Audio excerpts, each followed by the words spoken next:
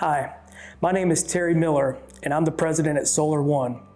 Solar One is a national commercial and industrial developer and EPC who has completed projects in 18 different states. We employ almost 50 men and women across the U.S. I've been in the Texas energy market now for over 24 years, and I've spent the last 14 of those in commercial solar. For those who are not aware, there is currently a bill that the House passed late last week called the Big Beautiful Bill. There are lots of great things included in the bill that make complete sense. However, there is one thing that does not. The bill, as currently written, would end the 30% federal investment tax credit on solar for all projects that could not begin construction within 60 days of the bill passing. This kind of law would be a detriment to the industry and would affect over 350,000 direct jobs. It's not just the 350,000 direct workers that this bill will affect, it's their families too. Additionally, it's the manufacturers, our vendors, and our suppliers and engineers who work in the industry both directly and indirectly. Solar is amongst the fastest growing industries in the U.S., and as a whole, we brought just over 50 gigawatts of new generation online in 2024 alone, compared to natural gas that had commitments to bring on 7.7 gigawatts of new generation in 2024 and 2025 combined. That's over 6 times the amount of solar.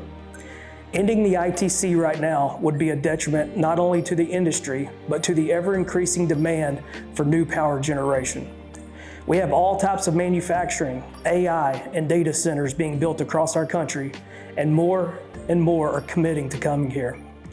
But what form of new electric generation is going to deliver them power? We would like to think solar will still be around to assist in meeting that demand. There are 3 main types of solar.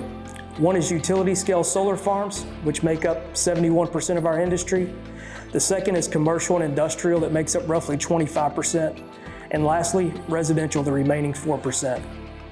We consider commercial, industrial, as well as residential solar as the people's power. It's the only form of on-site electric generation that a company can invest in, own it themselves, and be empowered as opposed to being subject to the ever-increasing cost of electricity that we all buy from the grid. We are not a company who thinks solar is the end-all be-all, but we strongly believe it has its place in the U.S. and is a unique technology that not only diversifies our electric power grids, but it performs best during the months when the grid demand is at its peak. So this takes me back to common sense legislation. That's what President Trump ran on, and that's what we desire. Common sense tells us that we need time for the industry to adjust. If ending the investment tax credit is the goal, that's fine. But give us a runway for manufacturers, developers, and EPCs to make the proper adjustments.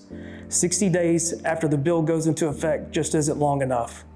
We're asking lawmakers to use common sense and to not cut the legs completely out of our industry. Thank you.